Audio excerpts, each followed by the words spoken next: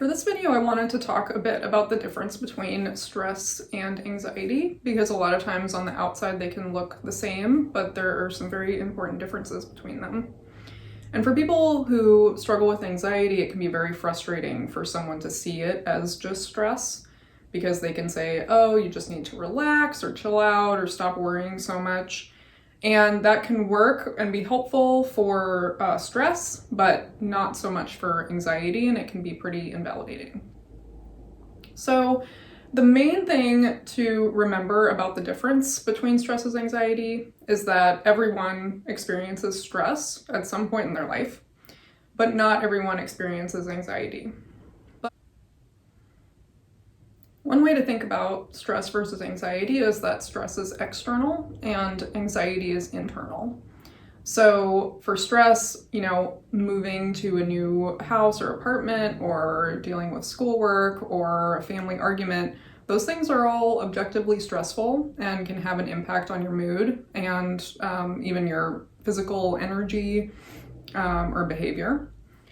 But the thing is, once those things are over and the external stress is gone, then you feel better. So you feel relieved and can sort of revert back to your normal state of being.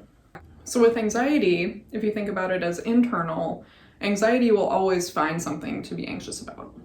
So if you're having something that is stressful, like a move that is external, and it feels like you're just anxious about that, once it's resolved, you might feel a period of brief relief, but then you'll usually revert back to being anxious, because if you have an anxious brain, then that's kind of your resting state.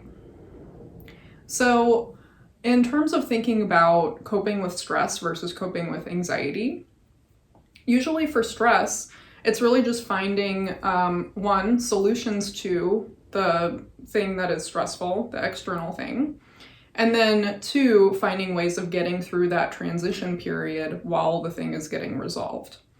So that can look like very solution-focused things. Okay, I need to book movers or plan a talk with my family member.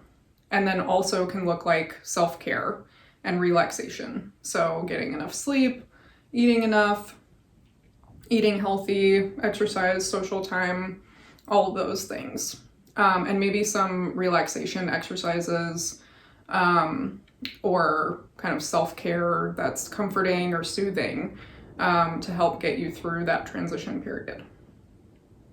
And for coping with anxiety, it looks a bit different because it's not based on the external thing, it's an internal struggle.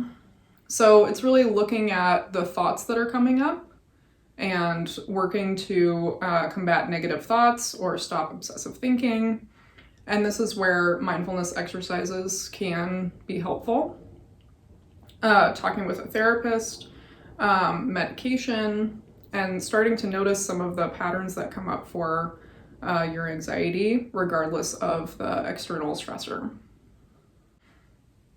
So I hope this has been helpful in looking at the differences between stress and anxiety and how to address both, and maybe can help with looking at your own stresses or anxiety, and also with supporting the people in your life with recognizing stress versus anxiety and how to support them too.